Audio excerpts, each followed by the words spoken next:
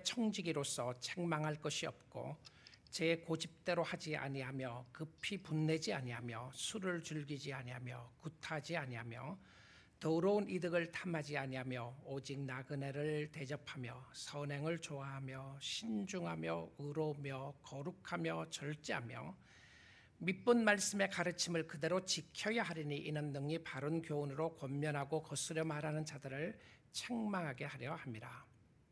불순종하고 헛된 말을 하며 속이는 자가 많은 중 헬라파 가운데 특히 그러하니 그들의 입을 막을 것이라. 이런 자들이 더러운 이득을 취하려고 마땅하지 아니한 것을 가르쳐 가정들을 온통 무너뜨리는도다. 그레데인 중에 어떤 선지자가 말하되 그레데인들은 항상 거짓말장이며 악한 짐승이며 배만 위하는 게으름뱅이라 하니 이 증언이 참되도다. 그러므로 네가 그들을 엄히 꾸짖으라. 이는 그들로 하여금 믿음을 온전하게 하고 유대인의 허탄한 이야기와 진리를 배반하는 사람들의 명령을 따르지 않게 하려 함이라. 깨끗한 자들에게는 모든 것이 깨끗하나 더럽고 믿지 아니하는 자들에게는 아무것도 깨끗한 것이 없고 오직 그들의 마음과 양심이 더러운지라. 그들이 하나님을 시인하나 행위로는 부인하니 가증한 자요 복종하지 아니하는 자요 모든 선한 일을 버리는 자니라. 하나님의 말씀이었습니다. 여러분, 신앙생활하면서 우리가 중요한 요소 중에 하나는 영적 분별력입니다. 내가 가는 길이 올바른 길을 가고 있는가? 내가 섬기고 있는 교회가 바른 교회인가? 내가 믿고 있는 목회자가 바른 목회자인가? 우리 교회 장로님들이 좋은 장로님인가? 아닌가? 내가 이 길을 걸어가는 이 길이 주님이 축복하시는 길인가 아닌가 보아야 하는데요. 그래서 무엇을 가지고 판단을 하고 무엇을 가지고 우리가 볼 수 있을 것인가, 어떤 기준을 사용할 것인가 중요한 부분입니다. 또한 우리는 스스로에게도 물어보아야 합니다. 나는 좋은 교인인가? 나는 좋은 목사인가? 나는 좋은 장로인가? 나는 좋은 직분을 가지고 있는 사람인가? 아니면 아닌가? 참 이 질문을 남들에게는 잣대를 가지고 대기는 쉽지만 자기 자신에게 대기가 참 쉽지 않는 모습들을 보게 됩니다. 한국에 보니까 기독교 이름으로 활동을 하고 있는 이단들 혹은 매우 위험한 요소들이 있는 지도자나 교회를 보니까 등록되어 있는 부분들이 이 부분은 위험하고 이 부분은 잘못됐다고 하는 단체와 개인이 300개가 넘더라고요. 참 많은 이단들이 한국에 있습니다. 우리가 잘 아는 대로 여호와 증인이나 통일교, 몰몬교를 비롯해서 구원파나 신천지 같은 이단들이 있습니다. 교회는 이런 이단들에 대해서 단호해야 하고 이들을 쫓아내라고 이야기를 하고 있습니다. 주로 이 이단들의 그 모습을 보게 되면 주로 직통 계시를 받는다. 나는 하나님과 영통한다. 하나님과 직접 계시를 듣는데 하나님의 음성을 듣게 되는데 당신은 이렇게 살아야 한다라, 아니면 저렇게 살아야 한다. 하나님의 이름을 빙자해서 사실 어떤 모습의 점쟁이와 같은 모습들을 하고 있는 사람들이 이단들이 많습니다. 아니면 우리가 가르치는 진리만이 진실하고 이것만이 참이라고 가르치는, 우리 교회만 바른 교회라고 가르치는 그런 이단들도 있음을 보게 됩니다. 디도서는 사도 바울이 디도에게 보낸 짧은 편지인데요. 그레데 섬에 글을 남겨두면서 교회를 세울 것을 말하고 그리고 교회마다 장로들을 세울 것을 이야기를 하고 있습니다. 그래서 이 편지는 교회가 세워지는 데 있어서 매우 중요한 요소들을 여러 가지를 다루고 있는데 특별히 교회 지도자들에 대한 이야기들을 하고 있습니다. 교회 일꾼들은 어떤 사람이어야 하는가? 어떤 일꾼들이 있는 교회가 바른 교회고 주님이 기뻐하시는 교회인가? 여러분, 우리 교회에 있는 장로님들, 권사님들, 집사님들, 또 우리 멘토 리더들, 사역하시는 사역자들 다 한번 오늘 하나님의 말씀 가운데 돌아보면 좋겠습니다. 교회 지도자들은 하나님을 기쁘시게 하는 하나님의 일꾼들인데요, 교회 안에 이런 리더들이 있어야 하고 이런 리더들이 있는 것이 축복의 모습 중에 하나입니다. 하나님의 일꾼들과 거짓 일꾼들을 어떻게 구별할 수 있는가? 무슨 잣대를 가지고 구별할 수 있는가? 성경을 좀 보기를 원하는데요. 감독이라고 나오는 이 모습들은 주로 이제 목회자 혹은 교회 리더들에게 사용하는 표현이었는데, 목회자나 교회 리더들에게 있어서 그들이 하나님을 섬김에 있어서 삶에 있어 중요한 잣대로 한 단어를 사용합니다. 그 단어는 무엇이었냐면 영어 단어의 blameless라고 하는 단어입니다. blameless하다. 우리 한국 개역 개정이나 한글 개역 성경에서는 이렇게 번역을 했어요. 책망할 것이 없어야 한다. 공동 번역이나 새 번역에서는 이렇게 번역을 했습니다. 흠잡을 데가 없어야 한다. 리더는 누구이냐 하면 흠잡을 데가 없어야 한다. 이 blameless라고 하는 영어 단어는 sinless라고 하는 단어와는 전혀 다른 단어입니다.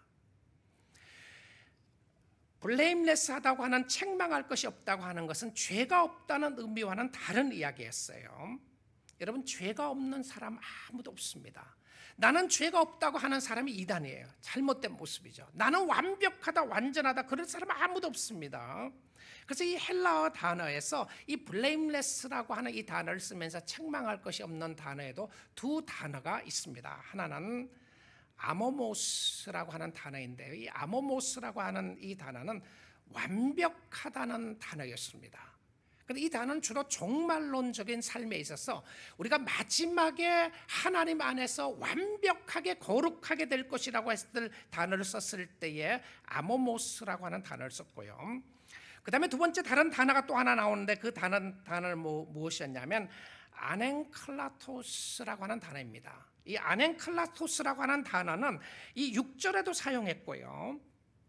장로들에게 대해서 이야기할 때도 사용했고 감독에 대해서 이야기도 사용을 했는데, 이 아넨클라토스라고 하는 이 단어를 쓴 단어를 존 스타트 목사님은 디도서 주석에서 이렇게 말했어요.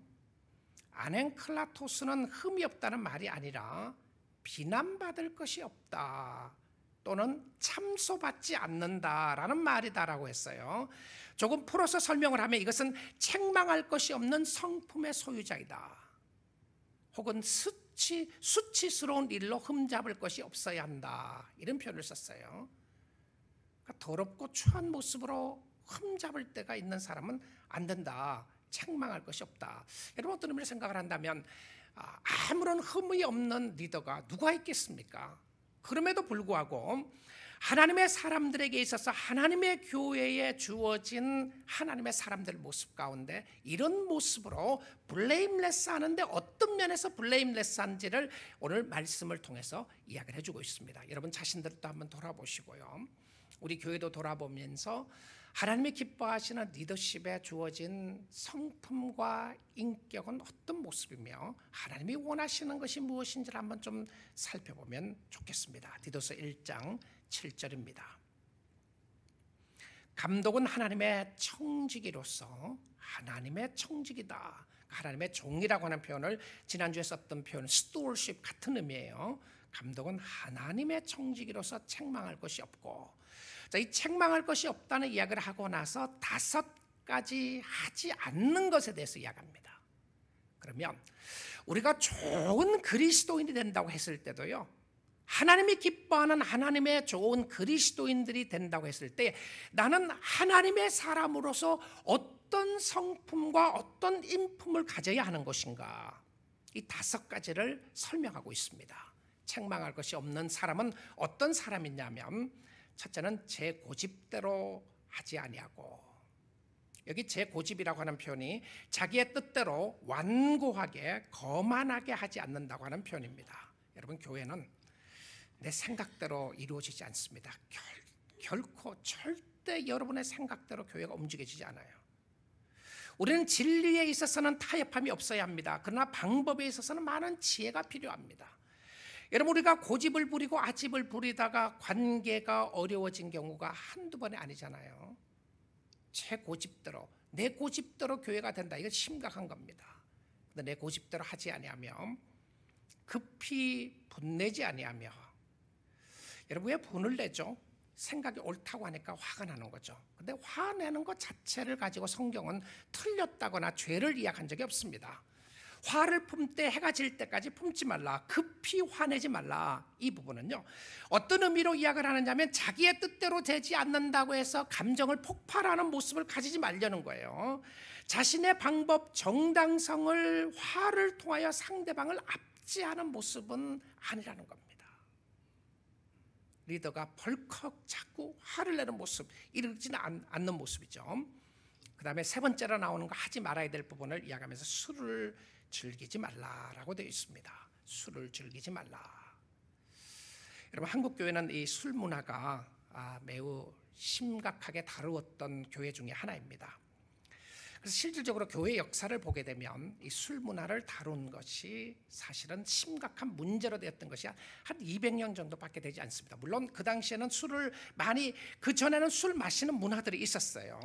근데 이제 한국 교회가, 기독교가 들어오면서 윤리적이고 도덕적인 문제를 가지고 거론하면서 술, 담배 문제를 심각하게 다루었습니다. 그런데 여러분, 여러분이 존경하는 우리의 종교 개혁자들이었던 루터나 캘빈도 술을 했습니다. 와인도 마시고 맥주도 마셨어요. 이야, 잘 됐다. 캘빈도 했고 루터도 했다고 하니까 내가 술을 마셔도 상관이 없는가 보다, 이렇게 생각할 수 있을지 모르겠는데요. 여러분, 술을 하시는 분들에 있어서 이것을 마음대로 하라고 하는 부분이 아니고, 이 술에 대한 부분에서 하나님이 경고를 해주시면서 하시는 표현은 무엇이었냐면 통제하지 못하는 부분들은 없어야 할 것이라는 것입니다. 그러나 여러분, 술 부분에 있어서 한국 교회에 대한 이 부분이 심각한 부분이 있지만, 그러나 이 부분이 최근에까지 이렇게 이슈가 되지는 않았다는 사실입니다. 많이 실망하고 낙심할지도 모르지만, 그러나 이 부분 가지고 우리가 쉽게 사람을 정죄하는 부분은 아니라는 표현을 볼 수가 있게 됩니다. 이 부분은 너무 센시티브하고 큰 부분이니까 좀 지나가도록 하겠고요. 그 다음에는 구타하지 않는다. 그 당시에도 실질적으로 리더들이 사람을 때리는 경우들이 있었던 것 같아요. 아내를 때리거나 사람을 때리는 경우들이 있었던 것 같은데 실질 구타하지 않고, 내가 실질적으로 구타하지 않는다고 할지라도 언어 폭행이 있을 수가 있는 것이죠. 함부로 말을 해서 사람을 제압하는 그런 부분들이 있을 수 있습니다. 그 다음에 더러운 이득을 탐하지 않는다. 여러분, 동기가 매우 중요한데요. 섬김의 동기가 무엇인가? 나의 이익인가? 실질적으로 하나님을 섬기는 부분이었는가? 그래서 5가지 하지 않는다. 고집대로 하지 않고, 급히 분내지 않고, 술을 즐기지 않고, 구타하지 않고, 더러운 이득을 탐하지 않는다. 자, 그 다음에 이 인격적인 모습 속에서 그러면 해야 할 것이 무엇인가? 추구해야 할 인격적인 모습은 어떤 부분인지를 한번 사역적인 부분과 연결해서 보도록 하겠습니다. 디도서 1장 8절인데요. 오직 나그네를 대접하며 선행을 좋아하며 신중하며 의로우며 거룩하며 절제하며, 여기 보게 되면 하라고 하는 것 6가지가 나옵니다. 하지 말아야 된다는 거 5가지 이야기하고 하라고 하는 거 6가지 나오는데, 그 첫 번째가 무엇이었냐면 나그네를 대접하는 것이라고 이렇게 되어 있어요. 그 당시에 나그네는 갈데 없는 사람이었어요. 연약한 사람이었고 약한 사람이었고요. 여행자들이 여행을 가다가 지금처럼 호텔이나 모텔에 있는 것이 아니고, 이들이 갈 곳이 없으면 누구 집에 가서 하루를 머물러야 되는데, 그 머물도록 집을 열었던 사람들이 누구였냐면 그리스도인들이었어요. 자기의 가정을 열고 섬기는 모습이 있었던 것을 보게 됩니다. 지도자들의 가정이 열려 있었던 거죠. 혹시 여러분, 주님을 섬긴다면서 우리 집에는 한 번도 사람을 초대한 적이 없다, 혹시 그러신 분들이 있으시나요?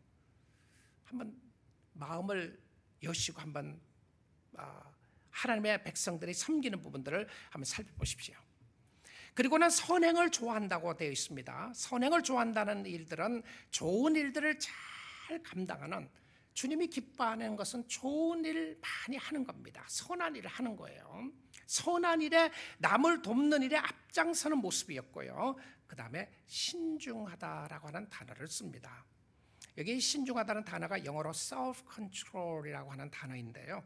이 self-control이라고 하는 부분은 다음 주 우리가 조금 더 살펴볼 텐데, 놀랍게도 다음 세대들에 대해서 이야기를 하면서요, 2장에 보게 되면 늙은 남자, 늙은 여자, 젊은 여자, 젊은 남자, 그러니까 교회 안에 있는 다 세대들, 여러 성별이 다르고 세대가 다른 사람들에게 무엇을 이야기하냐면 이 모든 사람들에게 있어서 공통적으로 한 단어를 쓰는 것이 있습니다. 뭐냐면 바로 신중이라는 단어를 써요. 그러면 교회 지도자들이나 교회 성도들이나 하나님의 백성들에게 있어서 꼭 가져야 될 인품, 성품 중에 하나가 무엇이었냐면 self control이었어요. 자, 자기 자신이 절제하지 못하고 self control하지 못해서 성격대로 하고 행동을 하다가 관계가 망쳐진 것이 한두 가지가 아니잖아요. 여러분 그런 사람들 주위에 볼 수 있게 되죠. 그 다음 네 번째는 의로우며, 여기는 악이 아니라 의를 사랑하는 하나님의 백성들이 의를 사랑하는 모습을 이야기합니다. 그 다음 다섯 번째는 거룩하며, 그 다음에 여섯 번째는 절제한다. 여기 나오는 절제가 디스플레인이라고 하는 단어인데요, 이 부분은 훈련을 통해서 절제되는 부분들을 이야기했어요. 자기 자신을 통제하는 신중함이 있어야 되지만 또한 훈련을 통해서 절제되어야 되는 부분들을 이야기했어요.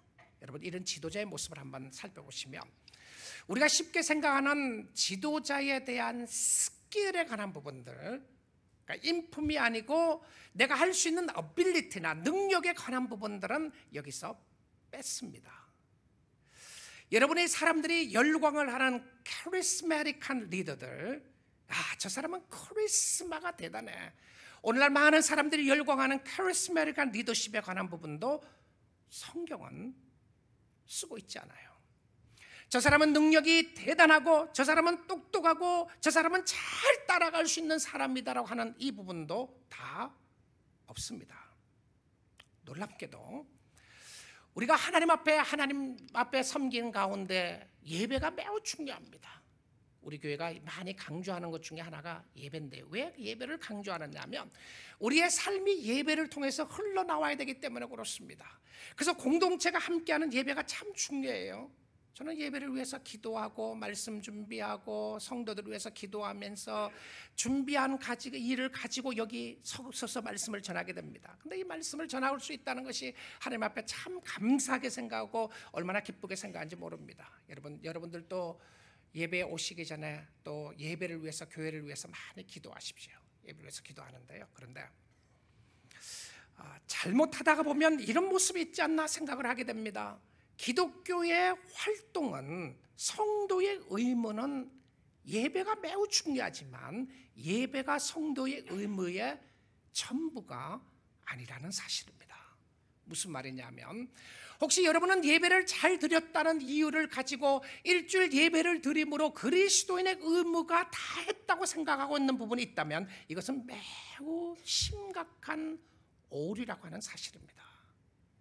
하나님이 우리를 예배 가운데 하나님을 예배하고 하나님을 섬기게 해주셨던 모습은 무엇이었냐면 우리의 삶이 그리스도를 반사하는, 흘러나오는 모습이 있어야 함을 보여준다는 것이죠.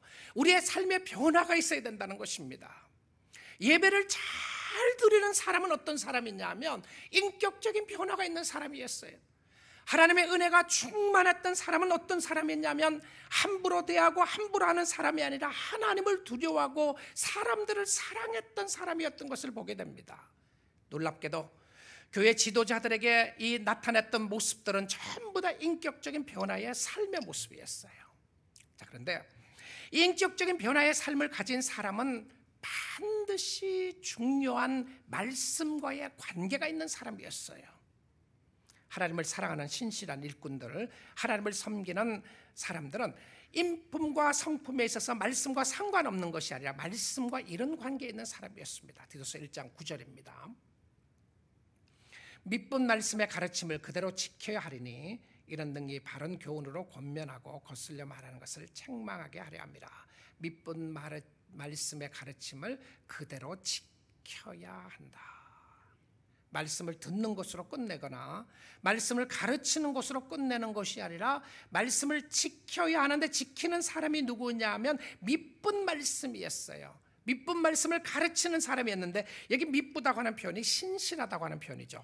faithful, 진실하다, 신실하다고 하는 표현인데요, 하나님의 복음의 역사 가운데 있었던 사람들은 진실한 사람이었고 진실한 사람이었는데, 말씀을 가르치는 사람은 지켜 행하는 사람이었습니다.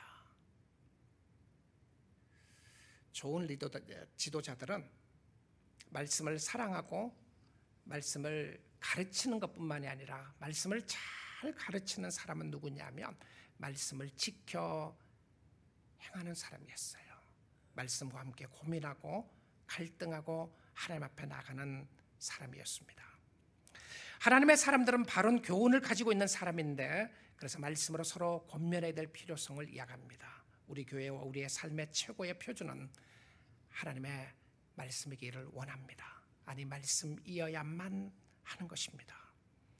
이 말은 하나님의 말씀을 사랑하고 말씀대로 행하는 것을 이야기하는데, 하나님의 말씀에 관한 부분들을 좀 몇 군데 성경을 통해서 살펴보겠습니다. 먼저 히브리서 4장 12절입니다. 자, 우리 같이 한번 말씀을 읽어보도록 하겠습니다. 하나님의 말씀은 살아있고 활력이 있어 좌우에 날선 어떤 검보다도 예리하여 혼과 영과 및 관절과 골수를 찔러 쪼개기까지 하며 또 마음의 생각과 뜻을 판단하나니.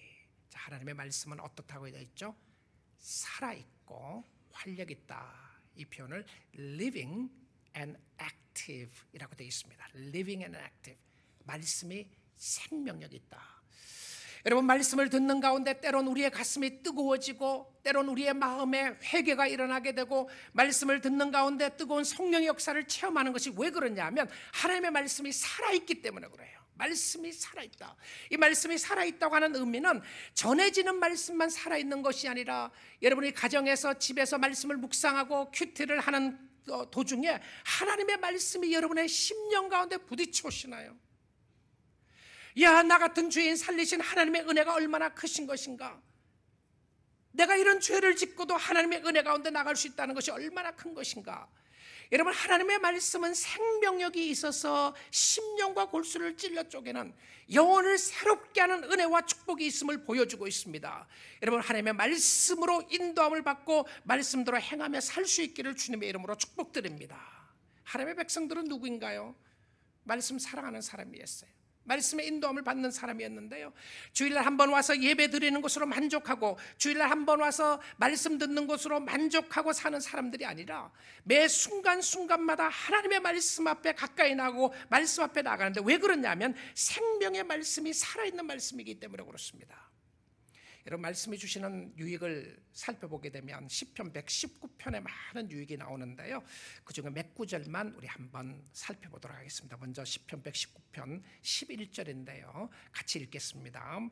내가 주께 범죄하지 아니하려 주의 말씀을 내 마음에 두었나이다. 여러분, 범죄하지 않으려면 무엇이 있어야 돼요? 하나님의 말씀이 어디에 있어야 된다고요? 내 마음에 있어야 한다고 되어 있습니다. 마음에 새기십시오. 마음에 두세요. 말씀과 상관없는 삶을 사는 것이 아니라 말씀을 마음에 두는 거죠. 18절 같이 읽습니다. 내 눈을 열어서 주의 율법에서 놀라운 것을 보게 하소서. 이 시편 기자는 담대하게 하나님 앞에 간구하면서, 하나님, 내 영안의 눈을 뜨게 하셔서 말씀을 보게 해주세요. 하나님의 말씀이 너무 생명력 있고 하나님의 말씀이 살아있고 하나님의 말씀 가운데 은혜를 보게 해주세요. 여러분, 오늘 이 아침 시간에도 이 시간에도 기도하십시오. 하나님, 내 눈을 열어주세요. 내 마음을 열어주세요. 말씀을 보게 해주세요. 74절입니다. 읽습니다. 주를 경외하는 자들이 나를 보고 기뻐하는 것은 내가 주의 말씀을 바라는 까닭이니이다. 여러분, 사람들에게 존경받고 인정받고 싶으세요? 특별히 성도들에게 주님을 사랑하는 교회의 인정을 받고 싶으세요? 그러면요, 여러분이 주의 말씀을 자꾸 바라면 그 사람 존경합니다. 여러분, 교회 안에 보십시오. 저분 만나면 참 좋다, 사랑이 있다, 은혜가 있다, 축복이 있다. 이거 영적인 의미로 생각을 해보게 되면 그 사람 속에 나타나는 영적인 은혜 중에 하나가 무엇이었냐면 주님 사랑하는 모습이에요. 말씀을 사랑하고 말씀 앞에 가까이 가려고 하는 모습들을 보게 됩니다. 92절 보겠습니다. 같이 읽습니다. 주의 법이 나의 즐거움이 되지 아니하였더라면 내가 내 고난 중에 멸망하였으리다. 이 시편을 쓴 시인이 하나님의 말씀에 대해서 생각을 하면서 굉장히 힘들고 어려웠던 삶을 살았던 것 같아요. 이 고난 때문에 자기 자신이 절망하게 되고 낙심하게 되고 멸망할 수밖에 없는 힘든 일들을 지나갔던 것 같아요. 누구였나요? 이 시인은 하나님을 사랑하는 사람이었습니다. 하나님을 섬기는 사람이었는데 그의 인생의 삶 속에 고난받음으로 말미암아 멸망하고 낙심될 수밖에 없는 상황에 있었는데 무엇이 그를 즐겁게 했다고요? 주의 법이 나의 즐거움이 되지 아니었더라면, 하나님의 말씀이 나에게 기쁨을 주지 않았더라면, 하나님의 은혜가 없었더라면 내가 이미 나의 영혼은 절망 가운데 있었을 것이다. 여러분의 심령을 소생케 해주시고 여러분의 마음속에 기쁨을 주시고 은혜를 주시는 것이 하나님의 은혜의 말씀인 줄 믿습니다. 여러분, 성도는 누구인가요? 말씀 때문에 기뻐하는 사람이 되어야 하는 겁니다. 이거 깨닫지 못하면 예수 믿는 거 참 재미없어요. 신앙생활 정말 재미없습니다. 신앙생활의 진정한, 교회 생활의 진정한 재미는 내가 재미를 느끼기 위해서 재미를 갖는 것이 아니라요, 정말 하나님의 말씀과의 올바른 관계를 가지고 있어야 함을 보게 됩니다. 말씀이 성경책을 가지고 다니는 것만이 아니라 말씀을 하나님의 심령 속에 우리의 마음 가운데 두는 모습을 설명했어요. 자, 이 말씀을 좀 잠깐 살펴보게 되면요, 하나님을 신실하게 사랑했던 사람들의 모습 속에 나타났던 것은 행위였습니다. 행동이었어요. 우리는 아무런 행동은 어떻게 하든 상관없이 바른 교리만 잘 전하면 된다. 정말 그럴 수 있는 것인가요? 자, 한 번 더 말씀을 살펴보겠습니다.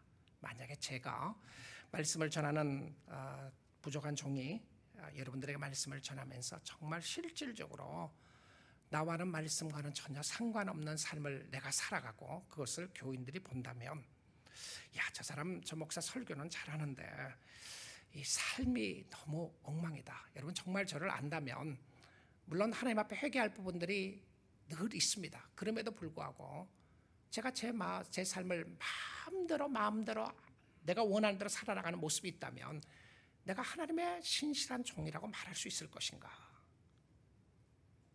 여러분도 마찬가지일 겁니다.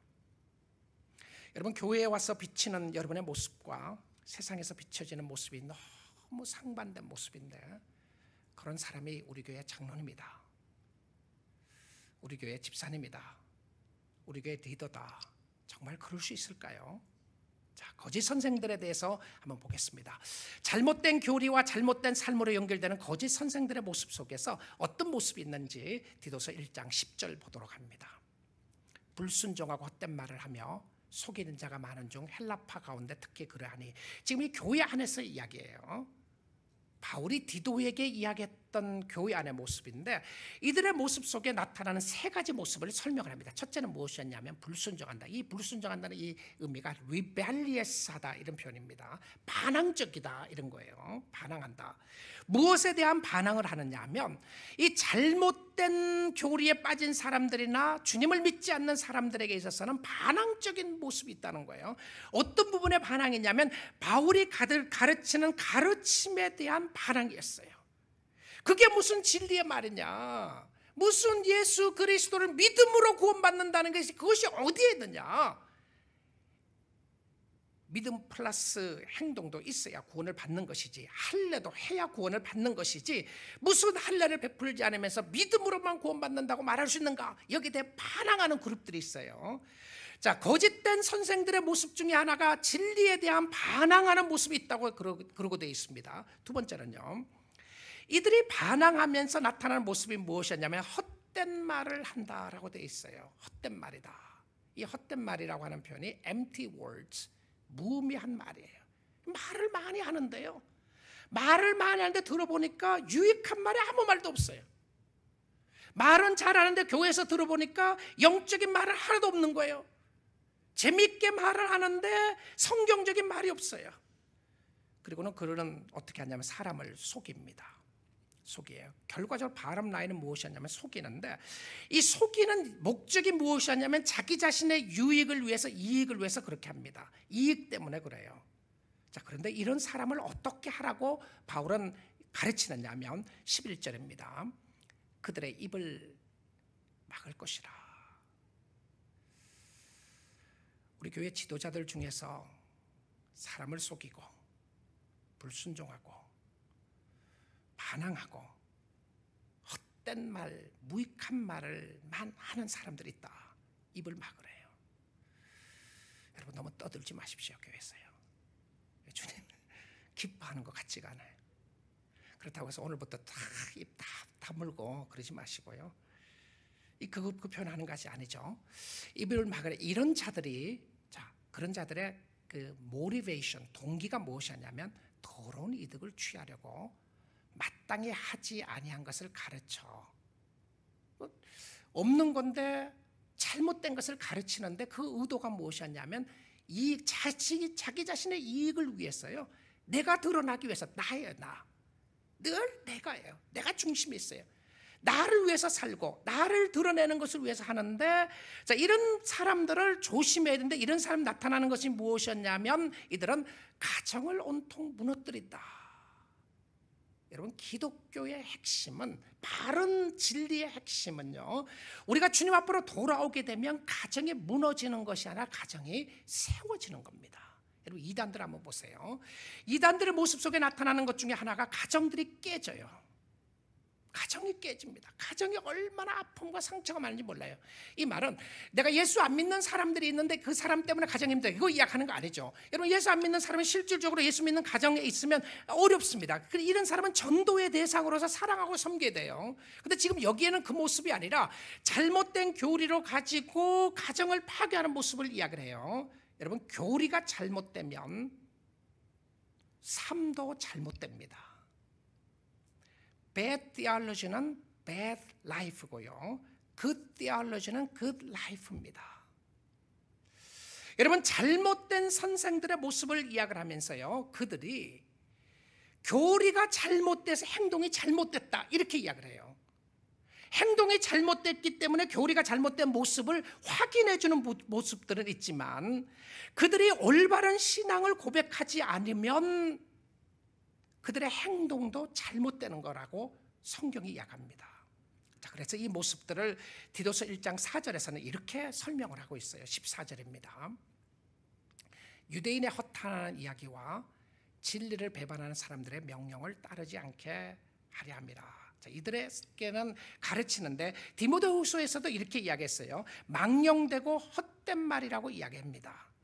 아무런 유익이 없다는 것이죠. 여러분, 교회 신앙생활 재밌어야 합니다. 여러분, 정말 재밌기를 원합니다. 그런데 그 재미가 세상적인 것으로 채워져서는 교회가 아니라는 겁니다. 여러분, 드라마 보면 참 재밌죠. 성도는 드라마 보면 안 되는 건가요? 재밌어요. 보세요. 재밌어 보시는데, 여러분, 월드컵 오늘 결승전에 있었는데 우리는 주일이기 때문에 보지는 못했지만 월드컵 좋아하시는 분들은 월드컵 보면 정말 재밌습니다. 한국이 이기는 독일전과 했던 그 게임을 보면서 재미가 하나도 없었다, 그런 사람 월드컵 안 보시면 돼요. 축구를 안 좋아하는 사람이에요. 그런데 재미를 느낄 수 있습니다. 여러분, 무슨 일을 하면서 재미를 느끼는 거 참 좋은 겁니다. 신앙생활도 사실은 재미가 있어야 되는데요. 근데 그 재미가 뭔가를 한번 생각해 보십시오. 내가 교회에서 느끼고 교회에서 가지고 싶은 재미가 뭔가? 교회 참 재미없다. 그 재미없다고 했을 때 그게 뭔가? 설교가 재미없고 지루하고 따분하다. 그게 뭔가 한번 생각해 보십시오. 만약에 드라마를 보는 것처럼 설교를 생각을 한다면 뭔가 근본적으로 재미에 대한 부분들을 오해하고 있을 수 있습니다. 생명의 말씀이 전해졌을 때에 하나님이 교회를 통하여 성도들을 통하여 요구하시는 것은 무엇이었냐면, 정말 우리의 사는 길은, 여러분의 영혼이 살고 여러분의 마음의 기쁨을 가질 수 있는 길은 여러분의 삶을 주께로 드리고 주께 가까이 가는 길인 줄 믿습니다. 여러분, 확실한 변화가 없이요, 확실한 언어의 변화가 없이 그리스도인이라고 말할 수가 없어요. 그리스도인의 삶 속에 나타나는 모습은 무엇이었냐면, 삶 속에 변화가 있는데 하나님의 생명의 말씀으로 채워지지 않으면, 여러분, 우리는 자신의 욕구와 욕망으로 채워져 있을 수밖에 없습니다. 근데 그 욕구와 욕망이 채워지지 않으면 교회 생활도 잘못된 모습으로 가는 경우들이 많이 있다는 것입니다. 자, 그런데 이 거짓 선생들에게 왜 거짓된 모습이 따라가게 되는지를 보기 원합니다. 거짓 선생들의 나타나는 모습은 자신의 유익만을 위하는 거짓말쟁이들인데요, 그들은 결과적으로 가정을 파괴합니다. 여러분, 예수 잘 믿는 것 중에 하나는 가정을 잘 지키는 겁니다. 교회를 통하여 건강한 교회는 건강한 가정들이 있고요, 건강한 가정들이 있으면 건강한 교회로 세워지게 되는데, 여러분 함께 나올 수 있도록 여러분 가정의 식구들 중에서 주님을 모르고 주님을 알지 못하는 사람들이 있다면 정말 그 영혼들을 위해서 기도하셔야 합니다. 왜냐하면 그 영혼들이 주께로 돌아올 수 있게 하기 위해서 말입니다. 그런데 왜 거짓된 모습들이 있게 되는지를 성경에 이야기하는데, 성경은 어떤 이슈들을 가지고 그 이슈를 진단하고요, 거기에 대한 답을 주세요. 그리고 어떻게 살아야 할지를 보여주시는데, 축복이 무엇인가를 말하고 있는데요, 왜 거짓된 모습이 있는지 디도서 1장 15절을 봅니다. 같이 한번 읽도록 하겠습니다. 깨끗한 자들에게는 모든 것이 깨끗하나 더럽고 믿지 아니하는 자들에게는 아무것도 깨끗한 것이 없고 오직 그들의 마음과 양심이 더러운지라. 자, 이 말씀을 보시게 되면 깨끗한 자들과 깨끗지 않는 자들에게 나타나는 모습이 무엇이었냐면 행동입니다. 행위예요. 그렇죠? 행위인데, 근데 이 행위가 무엇과 관계가 되는지를 보십시오. 믿음이라는 것과 관계가 됩니다. 믿음이라는 것이 관계돼요. 잘못된 사람들의 잘못된 모습은 어디에서부터 시작을 하느냐 하면 믿음에서부터 시작한다는 것을 볼 수 있게 됩니다. 이 모습이 무슨 말이냐면, 오직 예수 그리스도를 통하여 오는 믿음으로 말미암아 의롭게 되는 것인데요, 의롭게 되는 것은 전적인 믿음의 역사이고 하나님의 은혜의 역사였습니다. 그런데 이 믿음을 바로 가지고 있게 되면, 우리의 삶 속에 올바른 변화가 드러난다는 겁니다. 여러분, 믿지 않으니까 어떻게 되죠? 마음과 양심이 더럽혀진 겁니다. 근데 사실은 마음과 양심이 더럽혀진 것은 행위와 관계가 있을 것 같은데, 성경은 오히려 행위와 관계가 있는 것으로 이야기하지 않고 믿음과 관계가 있다고 그래요. 믿음과요. 진짜 하나님을 믿는 사람의 마음속에는 어떤 모습이 있냐면, 마음의 양심이 정결하고 깨끗합니다. 내가 하나님을 믿고 있고 예수 그리스도를 믿고 있고 내가 하나님의 교회에 직분을 가지고 있는 사람인데, 나의 마음과 양심이 더럽다, 늘 추하고 더러운 모습이 가득 차 있다라고 생각을 한다면 무엇을 점검해 보셔야 하냐면, 여러분의 믿음을 점검해 보셔야 합니다. 내가 진짜 믿음을 가지고 있는가? 진짜 믿음을 가지고 있는 바른 믿음을 가지고 있으면 그 믿음이 나의 삶 속에 올바른 양심의 변화를 일으킨다는 거예요. 아, 저 사람은 양심의 가책을 받지 않는 사람이다, 양심에 화인 맞은 것과 같다. 그 사람은 무엇을 버렸냐면 믿음을 버린 사람입니다. 믿음이 없어 그래요. 아, 저 사람은 믿음이 굉장히 좋은 사람인데 양심은 화인 맞은 것 같다. 성경은 그럴 수가 없다는 겁니다. 그럴 수 없다는 거죠. 자, 오늘날 우리가 교회를 보면서 정말 개혁되고 변화될 부분들이 어떤 부분인가를 볼 수밖에 없는, 그래서 디도서가 우리에게 주는 신앙의 교회 생활의 어떤 모습인가를 보여주는 부분인데요, 정말 예수 그리스도를 믿는 같은 믿음을 가지게 되면 복음은 바로 이런 것이다 라고 바울이 설명을 했어요. 로마서 1장 16절인데요, 내가 복음을 부끄러워하지 않으니 이 복음은 모든 믿는 자에게 구원을 주시는 하나님의 능력이 됨이라. 복음은 능력이래요. 누구에게? 모든 믿는 자들에게. 먼저는 유대인에게요, 그리고 헬라인에게로다. 헬라인은 이방인들이었죠. 지금 우리와 같은 이방인들에게 하나님의 능력을 보여주시는데요, 17절입니다. 복음에는 하나님의 의가 나타나서, 복음 안에 하나님의 의가 있어요. 믿음으로 믿음에 이르게 하나니 기록된 바 오직 의인은 믿음으로 말미암아 살리라 함과 같으니라. 복음 속에 무엇이 있냐면 의롭게 인쳐지는 축복이 있는 거예요.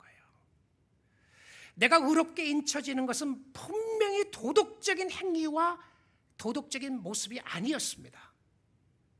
나의 성품의 모습이 아니었고 나의 인품의 모습이 아니라 하나님이 나를 의롭게 인쳐주신 것은 오직 성령의 역사로 말미암아 하나님이 나에게 주신 선물이었어요. 그런데 이 믿음의 선물을 가지고 있는 모든 사람들에게 나타나는 증거가 무엇이었냐면 하나님처럼 닮아가는 성품의 변화가 일어나는 사람이었어요. 자, 그래서 하나님 앞에 올바른 신앙 고백을 하는데 그런 모습이 행위에서는 전혀 그런 모습이 없다. 이런 모습을 가르쳐서 성경은 오늘 무엇이라고 하는지를 오늘 디도서 1장 16절 오늘 본문 말씀을 보겠습니다. 그들이 하나님을 시인하나 행위로는 부인하니. 입술로는 하나님을 고백하고 하나님을 믿는다고 증거를 하는데요. 자, 오늘날 여러분 기독교나 목회자나 교회가 욕먹는 모습을 보게 되면 전부 다 뭐에 관한 부분이냐면 우리의 신앙 고백을 갖고 욕하지 않습니다. 신앙 고백을 가지고 욕하는 것이 아니라 성도의 행위를 가지고 욕해요. 그렇죠? 저 사람의 행동이 왜 저러냐? 저게 예수 믿는 사람이냐? 예수 믿는다고 하는 목사가 왜 저러냐? 왜 목사가 저렇게 거짓말하느냐? 그런 사람들이 있어요. 왜 장로님들이 저렇게 거짓말하느냐?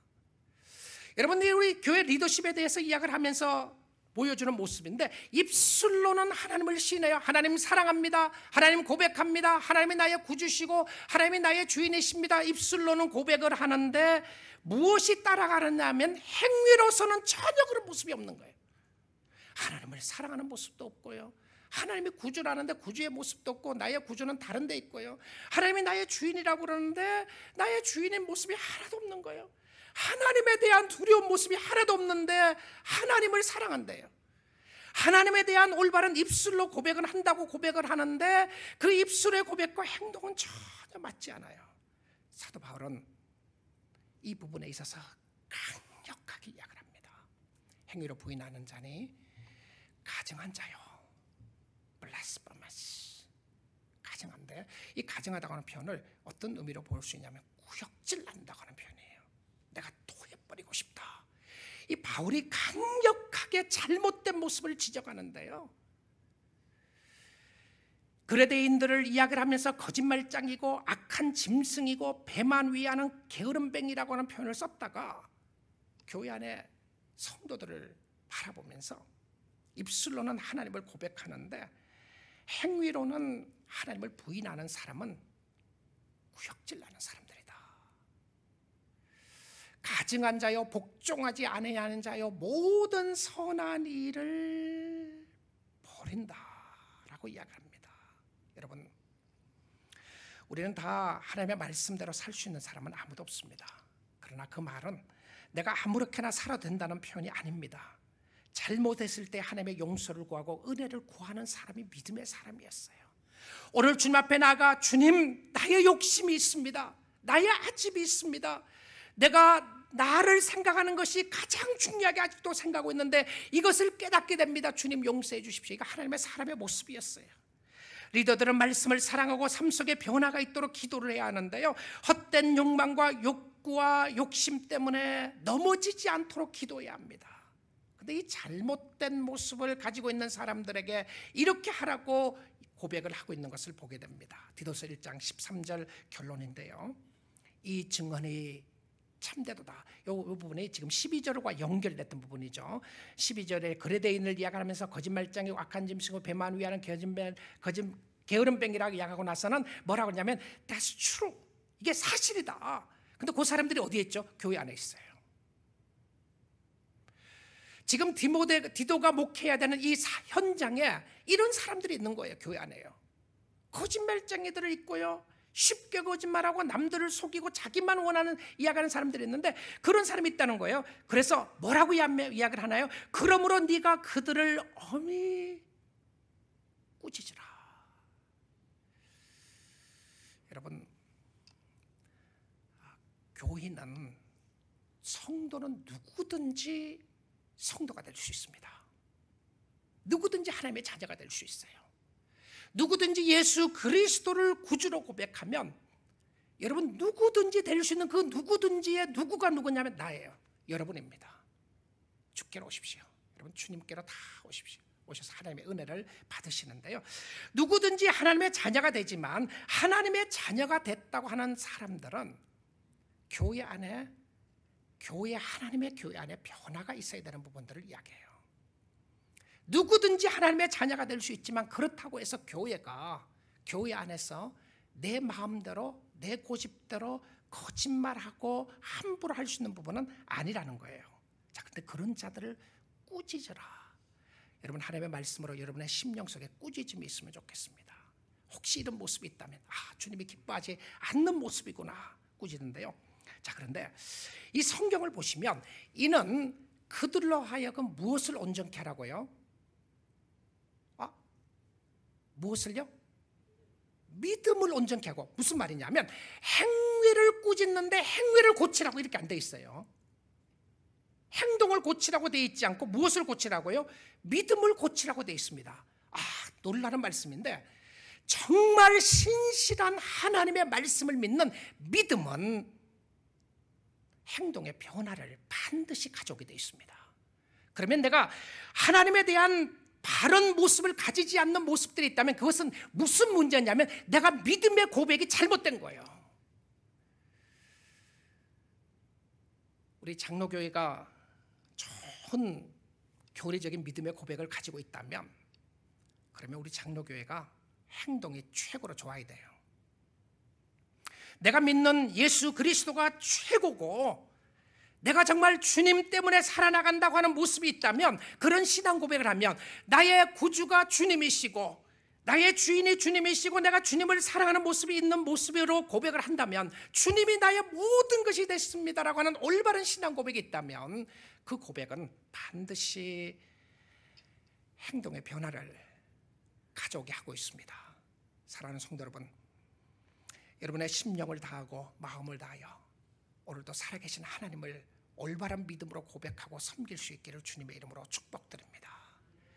우리의 모습 속에 그렇지 않는 모습들을 다 가지고 있습니다. 그럼에도 불구하고 오늘 하나님이 요구하시는 하나님의 교회는, 하나님의 리더들은, 하나님의 백성들은 하나님을 섬기는 도덕적으로도 행위적으로도 블레임레스 하라고 이야기를 하고 있습니다. 함부로 대하고 함부로 하는 모습이 아니라 하나님을 사랑하고 섬기는 역사 가운데 하나님의 이름이 드러나고 우리 교회를 통하여 여러분의 삶을 통하여 여러분의 행동을 통하여 여러분이 고백되어지는 위대하신 하나님이 위대하신 모습으로 행동으로 변화되는 역사가 우리의 삶 가운데 변화되는 역사가 있기를 주님의 이름으로 축복드립니다. 우리 함께